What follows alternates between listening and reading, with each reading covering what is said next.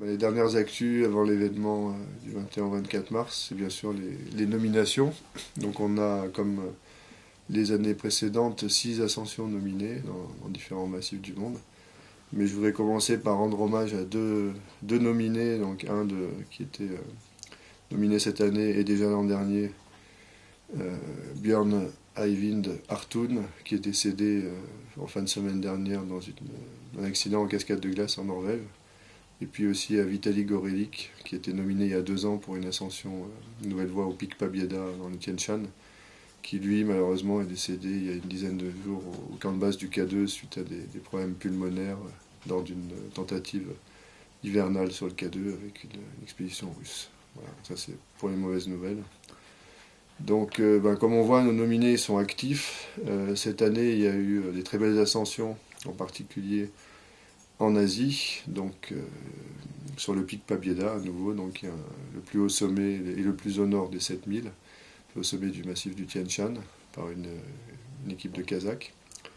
Aussi dans le Karakoram indien, donc dans la partie est du Karakoram, un sommet vierge de plus de 7500 mètres qui a été gravi par des Américains. Toujours dans le Karakoram, un peu plus au sud, une belle voie par des Slovènes au K7. Et puis, toujours dans le même coin, un petit peu plus au nord, donc en Chine, sur la frontière chinoise, toujours dans les Tian Shan aussi, une belle ascension sur un sommet vierge qui s'appelle le Shuilian West, qui fait 6200 mètres, mais c'est des voies qui partent de très bas, donc des voies d'ampleur de 2500 mètres de haut. Et puis pour finir, en Amérique du Sud quand même, pour changer, en Patagonie, une magnifique ouverture donc par Björn Eivind dont je viens de parler et son copain sur le Torrevieja, une belle voie de plaquage de givre et de glace. Voilà.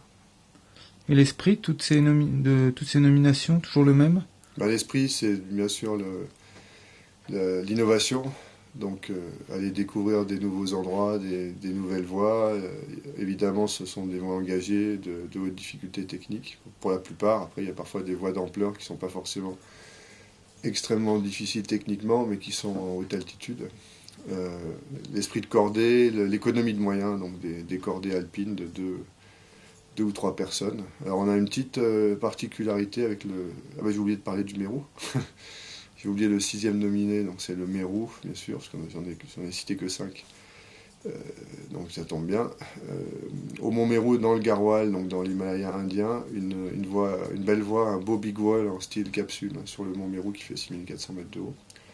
Où là, donc c'est une espèce de style alpin embarqué où on lisse son matériel. Donc le jury a choisi de nominer cette ascension parce qu'on pense que ce genre de voie, ça ne peut pas se faire en style alpin pur, simple, avec juste un sac à dos chacun.